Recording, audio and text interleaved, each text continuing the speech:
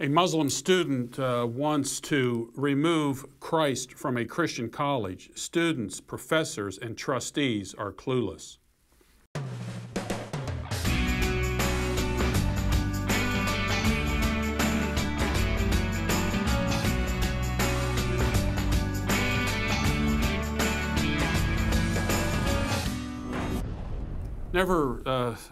Never cease to be amazed at the lack of understanding of basic Christian commitment to the Christian faith by Christians, and how easily they capitulate to those who complain about Christianity here in the United States.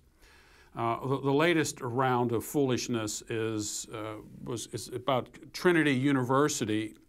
There's a group of students at Trinity University that is lobbying the trustees to drop a reference to our Lord on their diplomas. Diplomas generally have, you're going to graduate on this particular day in the year of our Lord. One particular student, a Muslim student, said, "A diploma is a very personal item and people want to proudly display it in their offices and homes. By having the phrase, 'in the year of our Lord,' it is directly referencing Jesus Christ. Not everyone believes in Jesus Christ." That is true.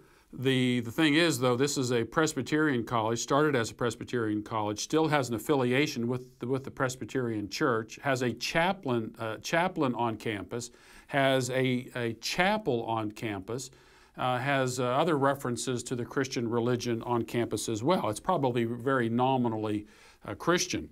The trustees, of course, are taking this under advisement.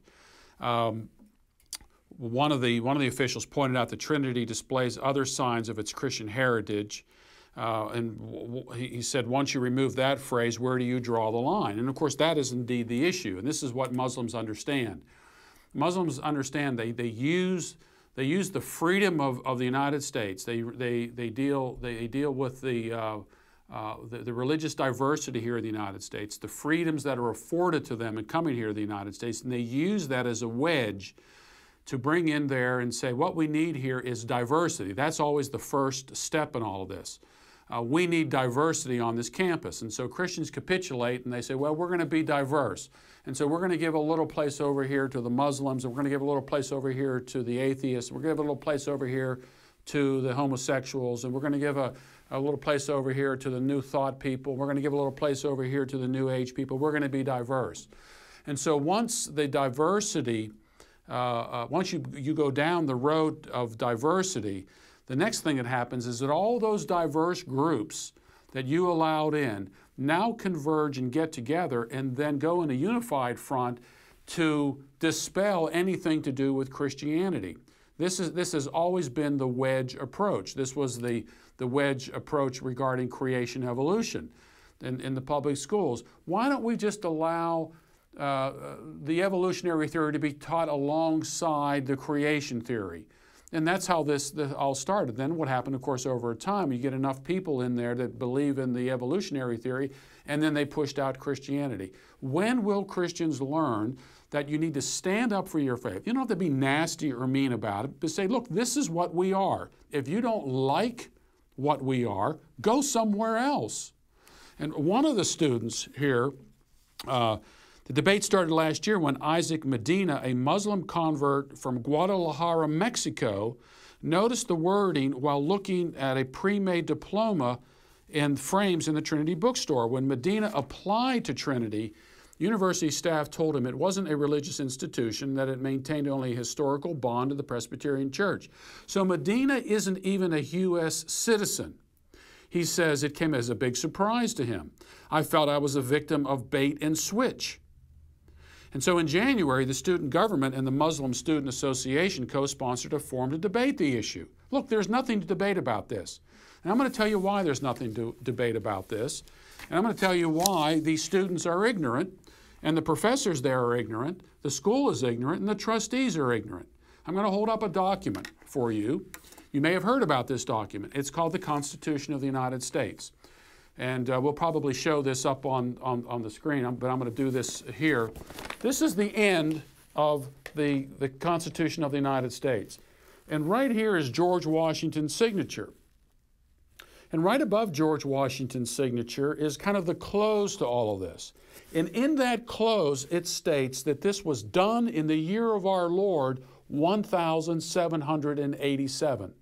So the Constitution of the United States has within it, done in the year of our Lord. And all of the articles I've seen about this, no one makes any mention of this. So now you have a student from Guadalajara, Mexico, who's a Muslim convert, who feels that this was a bait and switch. He came to the United States under the protection of the Constitution of the United States that has the words "done in the year of our Lord" in it. So I would say to Mr. Medina and all of these students at this particular school, get an education. And I would say the same thing to the faculty of the school. Get an education, and to the trustees, get an education. Quit backing down of your basic Christian beliefs. You've already given up so much anyway with the school. You're just nominally affiliated with the Presbyterian Church, which is typical of a lot of these schools, so they can bring this diverse population in so that they can stay alive. If you can't stay alive as an institution based upon the fundamental principles of your institution, what was founded on, then go somewhere else and get another job. I'm getting fed up with it, and Christians out there should get fed up with it as well. And so, again, these kids need to get an education. It's an unfortunate, that nobody really looked at this before. No one had ever seen this before or really paid much attention to it. Well, I suspect the same thing is happening with the Constitution of the United States. And it's no surprise that we are in the mess that we're in today because people don't know what's in the Constitution of the United States. And so you got 40% of the American people thinking this health care bill is just a great, great thing for them. And yet it is unconstitutional from the very first word of the Constitution to the very last word of the Constitution. Our founders understood that you don't give wholesale power to the state. And American citizens, unfortunately, have ignored the basic principles of the Constitution, and we are headed down the road not only to the socialism, but into the very realm of fascism. So this particular school, this Trinity University, needs to understand what is going on. They need to educate the people of the time and tell Mr. Medina, if you don't like in the year of our Lord on your diploma, then you shouldn't like in the year of our Lord on our Constitution. And therefore, you shouldn't care for the protections that it gives you while you are here in the United States.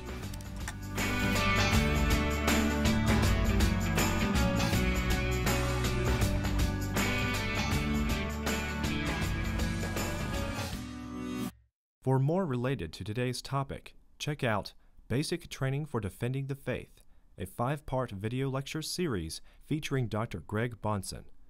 You will find it at AmericanVision.com.